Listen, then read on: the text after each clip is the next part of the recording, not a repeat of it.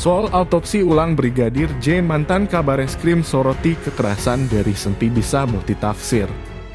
Berikut ini pembahasannya tentang soal autopsi ulang Brigadir J, mantan Kabareskrim soroti kekerasan dari Senti bisa multitafsir.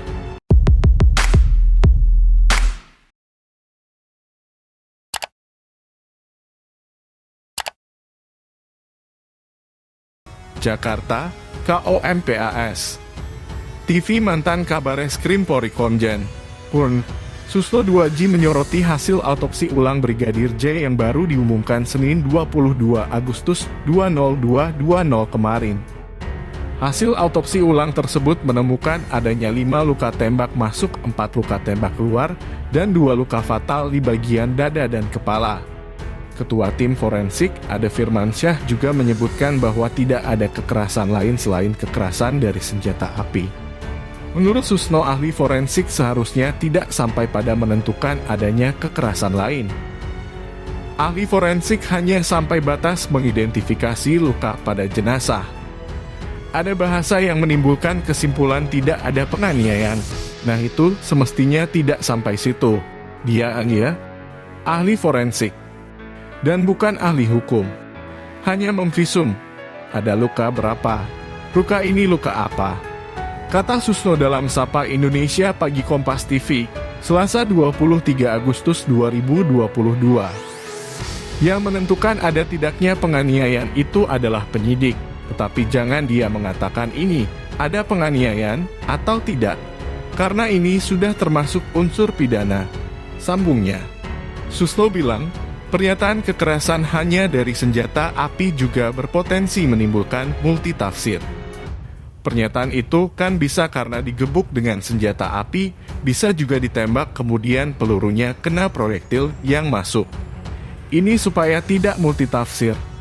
Senada ahli hukum pidana Asep Iwan Iriawan mengatakan bahwa ahli forensik hanya mencatat luka-luka pada jenazah Brigadir J.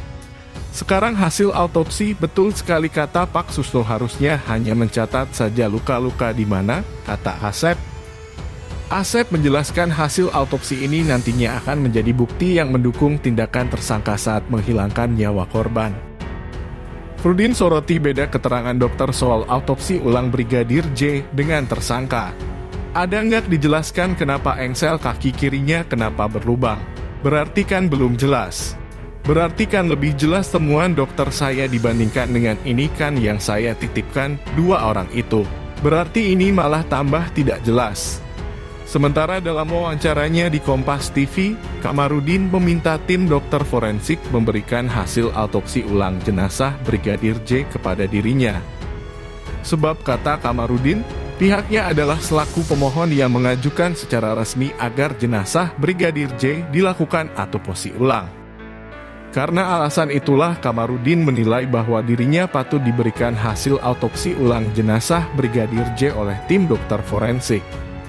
Karena saya yang memohon, maka serahkan dong hasilnya ke saya, kata Kamarudin dalam program acara Sapa Indonesia Malam KOMPAS TV, 22 Agustus 2022.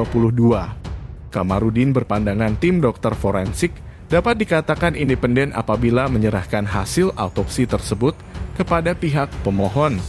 Selain itu, juga bersedia menunjukkan hasil autopsi itu kepada masyarakat. Tapi kalau dia hanya memberikan kepada penyidik saja itu namanya dokter dependen, ucap Kamarudin. Selain itu, Kamarudin menuturkan, sebelum dirilis kepada wartawan atau media, pihaknya berhak menerima hasil autopsi ulang jenazah Brigadir J terlebih dahulu. Kamarudin mengaku sudah mengajukan daftar pertanyaan pada malam hari menjelang ekshumasi. Namun sampai saat ini diakuinya belum ada balasan terkait hal itu. Jadi, kalau dia dokter independen, karena saya yang mengajukan ekshumasi tentu saya harus diberi dulu hasil kerja mereka, baru mereka rilis ke berita, ucapnya.